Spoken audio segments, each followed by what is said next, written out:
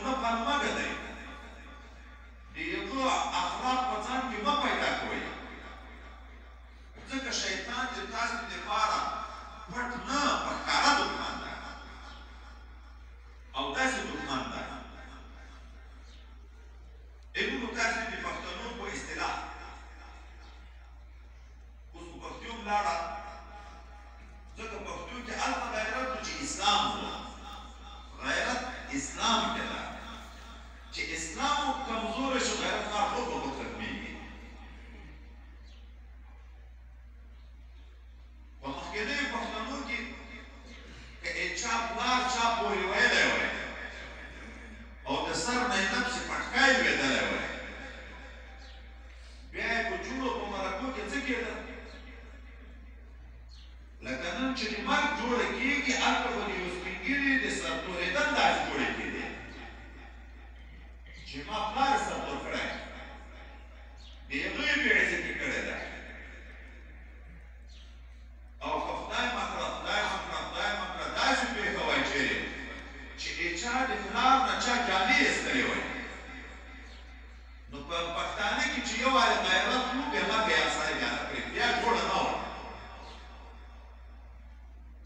الله تعالی موږ ته وایي دغه شیطان د تاسې هغه دښمن ده چې د تاسې د مور او پلار آدم علیه نبینا السلام او حوا انانا د جامې وایستې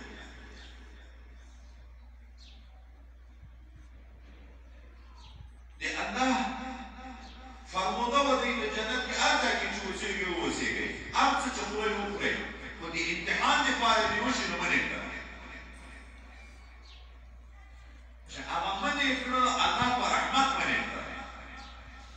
شیطان خبیث ټیک شو دی ته یې داسې په ذهن کې ورکړه چې دغ دپاره یې منې کړې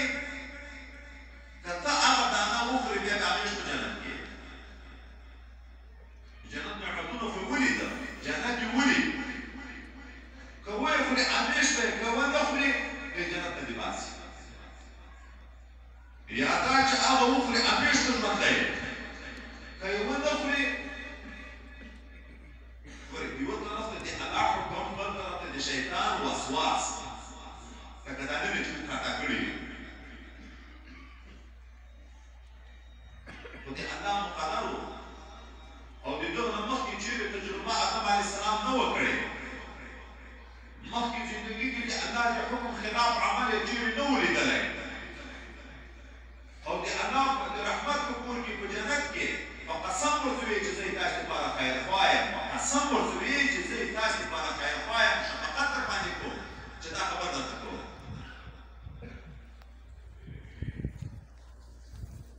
بیا ورسره د اجتهاد حقام ملګری شوی حضرت آدم علیه نبینا علیه السلام او حضرت حوا انا رضی الله تعالی عنها چې د جنت هغه دانه وخوړه چې الله قرباني کړي وو د جنت جامې دې ځان ته وړې د دې نه مخکې عورتونه دوی نه ولیدلي او طبیعي انسان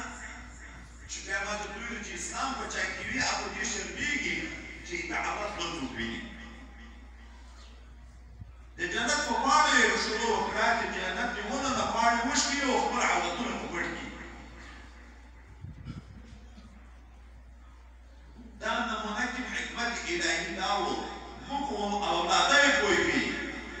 هره ګناه په واحد کې د جامې یستنه